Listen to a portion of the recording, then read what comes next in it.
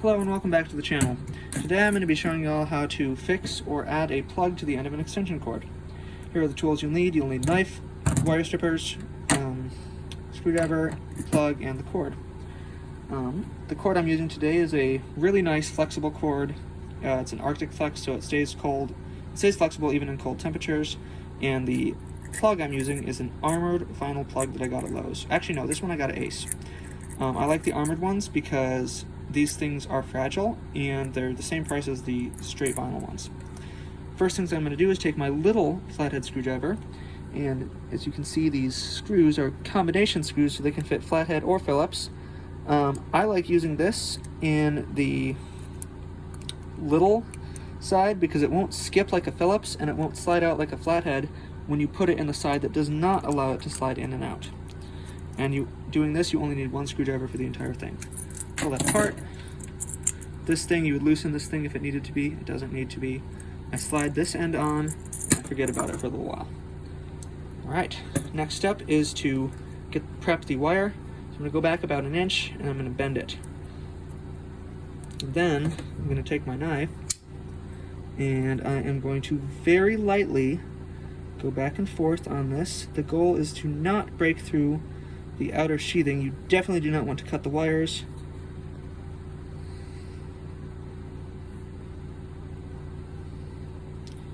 As that would be kind of defeat the whole purpose of doing this, because this is a weak point in the cord. I started seeing a bit of the green wire there, so I'm going to stop. I'm going to move to a different side. Just going to very lightly just cut. I see a little bit of the white wire. Now for the final cut by the hot wire. This one I have to be the most careful of because this is the one that will zap. Obviously it's not plugged in, but you get the idea. Hate for this wire to be weakened in any way. So one more tiny little cut.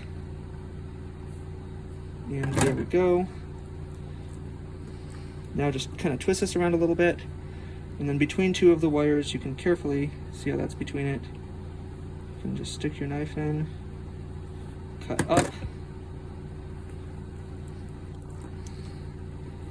Just kind of, and I'll just work that until it comes off.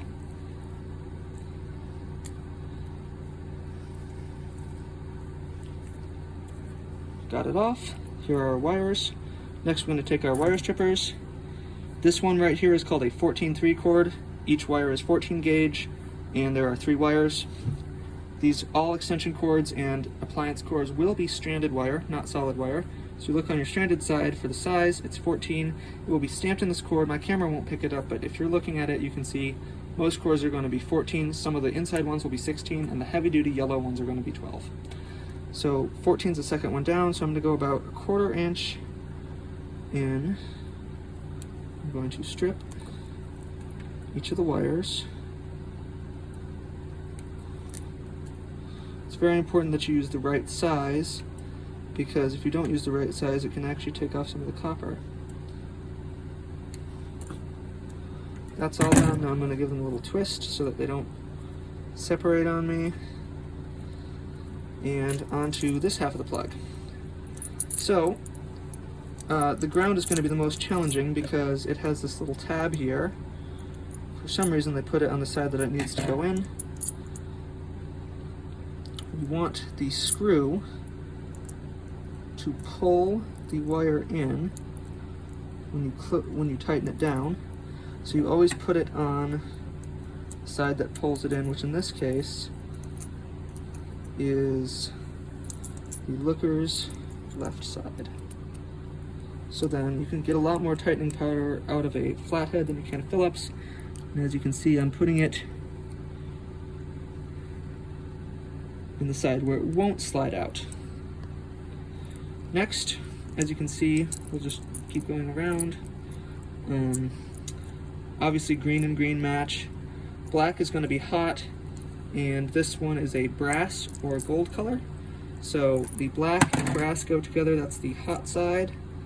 It pretty much always is on your outlets, light switches, whatever. Whenever you see a brass screw, that's going to be a hot screw, unless otherwise specified on your simple electronics. So as you can see, I'm using the wire to make sure that none of the copper is showing. as I tighten this down. Again, you want this kind of as tight as you can get it with the screwdriver, making sure that doesn't come out. And then last, we've got the white wire, using gravity to pull that little catch down. Then I am going to put it, I guess it would be, depending on the angle, the side where when you tighten it, the screw pulls it in. Just right here.